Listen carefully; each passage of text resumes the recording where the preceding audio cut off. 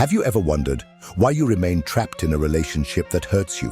You know you are unhappy, that this relationship drains your energy, that the other person will never change. And yet, you stay. You have tried to leave. You have promised that this time would be different, but something always pulls you back. Why? What makes even the suffering not enough to make you leave? The answer is not in the other person. It's not because they manipulated you so well that you lost the ability to make decisions. It's not because you love them so much that you can't leave. It's not because things were good once and might be good again. The truth is that the problem lies in what this relationship has awakened in you, in what it has reinforced, in what it has activated.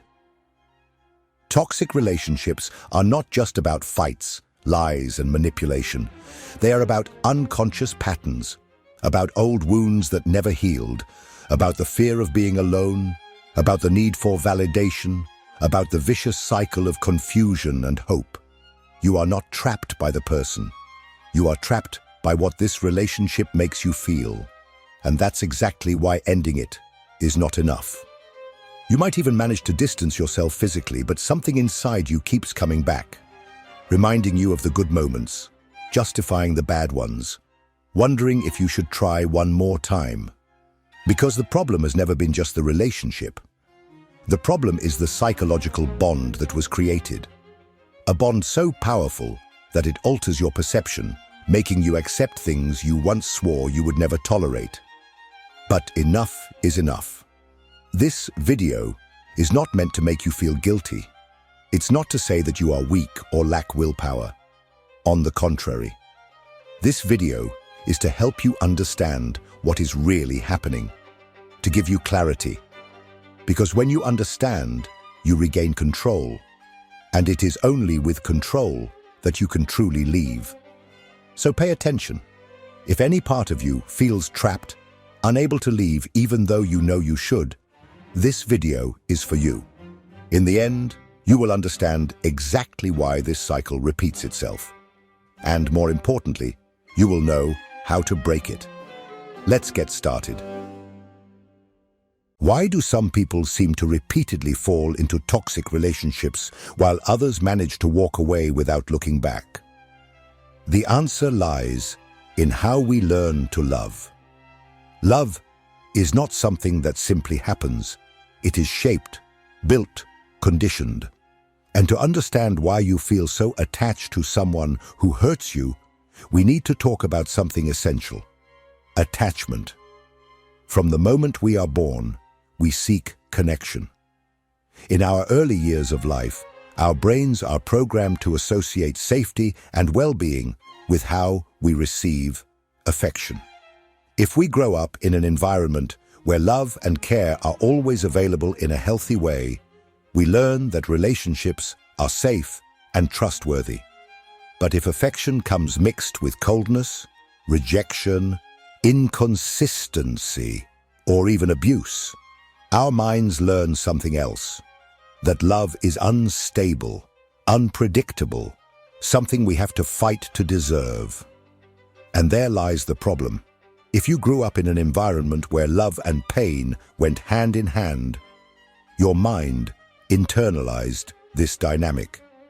This means that when you meet someone who treats you well all the time, it may seem boring, artificial, even false. But when you encounter someone who gives you affection in controlled doses, who one day makes you feel loved and the next ignores you, your brain recognizes this pattern. It associates this cycle of uncertainty with what it learned to call love. This is the danger of the emotional trap. You are not just in love with the person, you are attached to what they represent for you. They awaken something old within you, a familiar feeling, an unconscious desire to prove that this time you will be enough, that this time love will win, that this time rejection will turn into acceptance. And this leads us to one of the biggest reasons why it is so difficult to leave a toxic relationship: the fear of loss. When your attachment has been built on uncertainty, the idea of losing that person becomes unbearable. Not because you can't live without them, but because you feel you need to resolve this story, that you need to prove you can make it work, that you need, in some way, to convince this person to give you what you have always wanted. But here's the truth. You don't need to prove anything to anyone. This relationship is not a test of your ability to be loved. The problem is not with you, and the solution is not with the other person either. The first step to getting out of this trap is to see what is happening. And this brings us to the next point. If emotional attachment creates this trap, what exactly keeps you stuck in it? There is a psychological mechanism that acts like an addiction and makes the suffering within this relationship seem in some way rewarding. This mechanism is called intermittent reinforcement, and understanding how it works may be the key to breaking this cycle. If this content is making sense to you, click the subscribe button and subscribe to the channel. Thank you for your support. Have you ever noticed that no matter how painful this relationship is, there are moments when everything seems perfect? Those rare instances when the other person is exactly who you wanted them to be, when it feels like everything is finally going to change. You cling to those moments, reliving every detail, convincing yourself that this is the true essence of the relationship, and that the rest are just obstacles that can be overcome. But this is not love. This is addiction. And what keeps this addiction alive is a powerful psychological phenomenon called intermittent reinforcement. The concept comes from B.F. Skinner's studies on behavior and conditioning. In experiments with animals, Skinner discovered that the most effective way to keep someone hooked on a habit was to reward them unpredictably.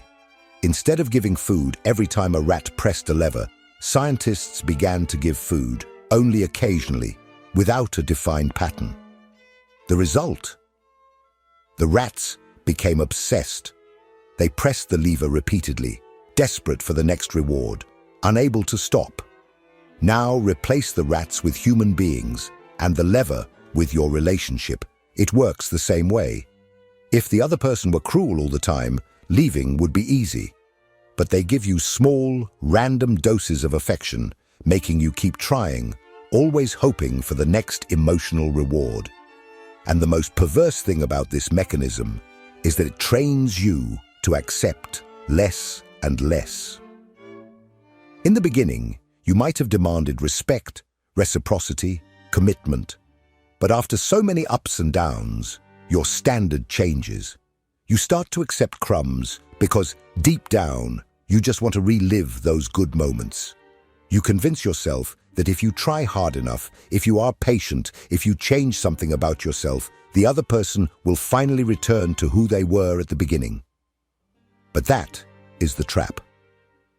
This relationship was never about love. It was about control. The toxic person, consciously or unconsciously, understood that keeping you trapped doesn't require constant affection, but rather the right dosage of warmth and coldness, enough to keep you trying. And that's why leaving hurts so much, because it's not just the end of the relationship, it's the end of hope, the end of the possibility that everything will change one day. And accepting that is painful, but necessary. Because as long as you keep playing this game, your identity will dissolve. You will lose sight of what you deserve. You will start to doubt yourself. You will be slowly conditioned to accept less, to expect less, to be less. And the worst part is that often the other person still makes you believe that the fault is yours, that you are exaggerating, that none of this is really happening. And if you have ever found yourself questioning your own sanity, feeling that maybe it's all in your head, then you need to understand the next concept: gaslighting, projection, and emotional manipulation. the psychological weapons that destroy your perception of reality. If you've ever found yourself asking, "Am I exaggerating? Am I the problem? Maybe I'm going crazy?" then you've already felt the effects of psychological manipulation. And among all forms of manipulation, few are as devastating as gaslighting. Gaslighting is when someone distorts reality to the point of making you doubt your own feelings, memories, and even your sanity. It is an extremely effective control technique because it puts you in a constant state of doubt, making it harder to recognize the abuse and even harder to escape from it. Here's how it works. You notice something wrong in the relationship, perhaps a strange behavior, a contradiction, a lie, and confront the other person. But instead of taking responsibility, they flip the situation. They accuse you of exaggeration, paranoia, of creating problems where none exist. Phrases like, "You always misunderstand everything. Wow, you're so sensitive. That never happened. You're imagining things," start to become common. Over time, you begin to doubt yourself. You replay conversations in your head, try to remember details, seek evidence to validate your feelings. But with each new confrontation, the distortion of reality intensifies. What once seemed obvious now feels uncertain. And the more you doubt your own perception, the more dependent you become on the other person to define what is real and what is not. Gaslighting is just one of the tools used in toxic relationships. Another powerful weapon is projection. Here, the person transfers their own flaws and behaviors onto you. If they lie, they accuse you of being dishonest. If they're unfaithful, they accuse you of cheating. If they're aggressive, they say you are the one provoking them.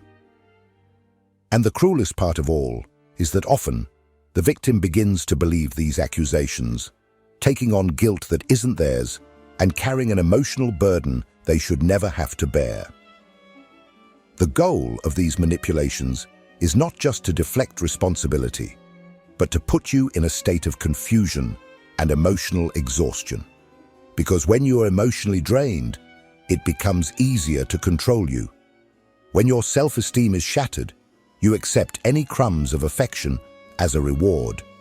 When your perception of reality has been altered, you stop trusting yourself and start trusting the other person blindly. And this leads us to an even deeper question. Why do you continue to accept all of this? If it is already so clear that this relationship is destroying you, why is the fear of leaving still so great? The answer lies in one of the most powerful factors that keeps a person trapped in a toxic relationship. The fear of loneliness and the illusion that love can change someone. Have you ever found yourself thinking, "But what if I never find another person?" Or, "What if no one else loves me?" Have you ever caught yourself believing that if you just try a little harder, have a bit more patience, or change something about yourself, maybe this relationship will finally work? If so, then you have been a victim of one of the biggest factors that keep people trapped in toxic relationships: the fear of loneliness and the illusion of change. The fear of loneliness is not irrational. It has deep roots in our psyche. Since childhood, we are taught that being alone is a bad thing, something to be avoided at all costs. Society reinforces this all the time. Movies, songs, social media, everything tells us that being loved is our ultimate goal. As if being single is a failure. As if not having someone is proof that something is wrong with you. Now, combine that fear with a relationship that has destroyed your self-esteem.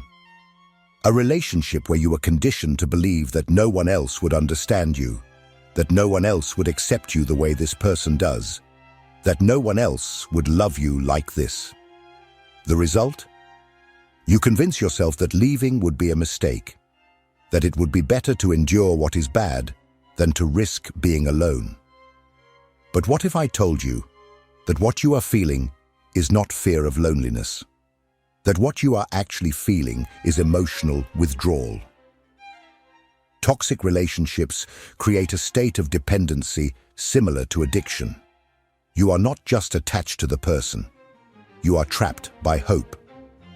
You remember the person they were at the beginning, those moments when everything seemed perfect, and you believe that if you just hold on a little longer, that version of them will return. You rationalize the bad moments, justifying them as temporary phases. You cling to empty promises, to sweet words spoken at the right moments, and ignore the reality of their actions. This is not love. This is the illusion of change. The problem is that real change does not happen because you want it to. It doesn't happen because you love enough. It doesn't happen because you have sacrificed yourself to the point of having nothing left. True change only happens when the person recognizes the problem and has a genuine desire to transform. And let's be honest, how many times has this person promised to change? How many times have you heard excuses? How many times have you believed that this time would be different?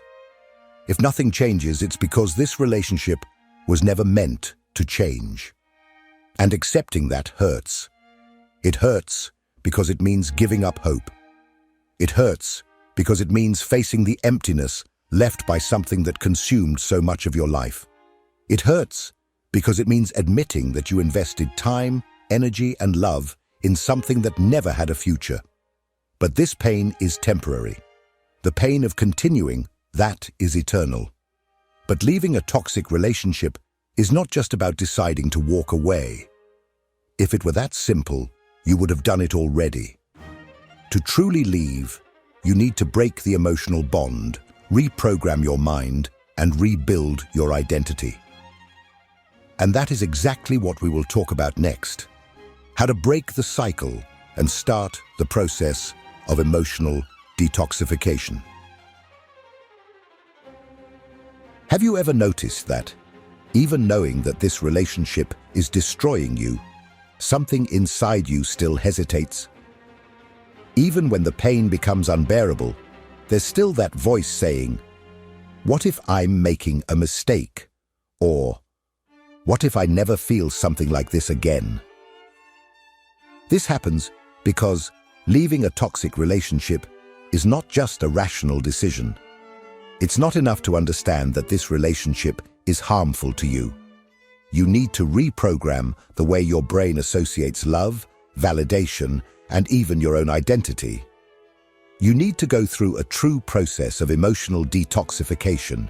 Yes, detoxification, because this relationship functioned like a drug. Every little dose of affection was a reinforcement to keep you trapped. Every moment of hope was an addictive stimulus. And now, just like an addiction, you need to cut this cycle definitively to regain your freedom. But how to do that?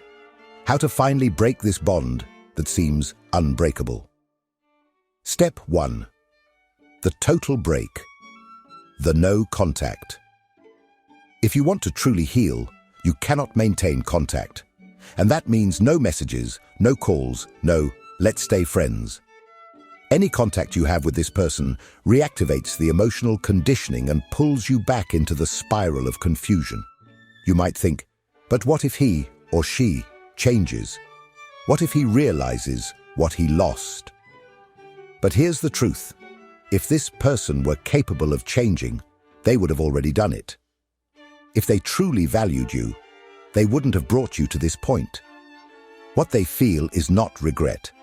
It's fear of losing control over you, and maybe you think, but I just want closure. You don't need that. You already know everything you need to know. The closure you want is not an answer. It's a last reason to stay. So cut it. Cut everything. Block them on your phone. Leave social media. Don't accept crumbs. And get ready, because when you finally do this, the emotional withdrawal will hit hard. Step 2. Endure the withdrawal without relapses. In the first few days, you will feel an emptiness. Your brain has been conditioned to seek this person to feel complete, so their absence may seem unbearable. But this is not longing, this is withdrawal. The problem is that your brain will try to convince you to go back. You will only remember the good moments, forget the suffering and think, maybe I overreacted. But that's just your addiction trying to pull you back. The best way to get through this phase is to replace the old pattern with a new one. Fill that emptiness with something else. Get into a routine that keeps you busy. Exercise. Read.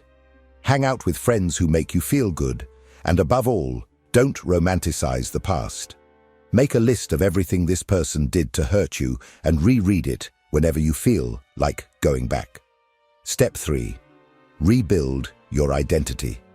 Toxic relationships destroy self-esteem. You've gotten used to seeing yourself through the eyes of the other. You were taught to believe that you are not enough, that you will never be truly loved, that you need to change to be accepted. Now it's time to reprogram yourself. You need to ask yourself, who was I before this relationship? What did I like? What made me happy? What did I abandon to fit into this relationship? Recovering means rediscovering yourself. It means finding your voice, your desires, your autonomy again. You don't need a relationship to be whole. This idea was planted in your head by a society that profits from your insecurity. But the truth is that the love that truly matters, and the only one that can heal you, is self-love. And that's exactly what we will talk about now. Because leaving a toxic relationship is not the end. It's the beginning of something much greater. And true liberation only happens when you finally choose yourself. There comes a moment when you need to make a decision to continue destroying yourself in the name of a love that was never real, or finally choose yourself. Because in the end, it doesn't matter what the other person feels. It doesn't matter what they promised. It doesn't matter how many times they said they would change. What really matters is what you accept for your life. And maybe, at that moment, you still feel doubt. Maybe that voice inside you is still saying, but what if it's different? What if I'm exaggerating? What if I never find someone else? That voice is not yours.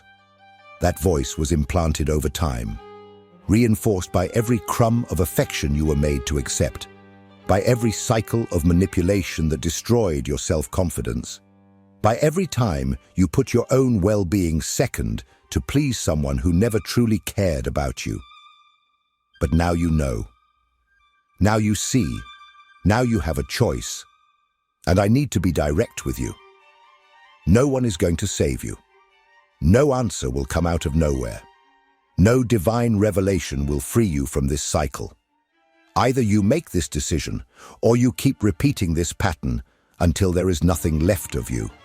Because that is the fate of those who remain in a toxic relationship, an emotional exhaustion so great that you completely lose yourself.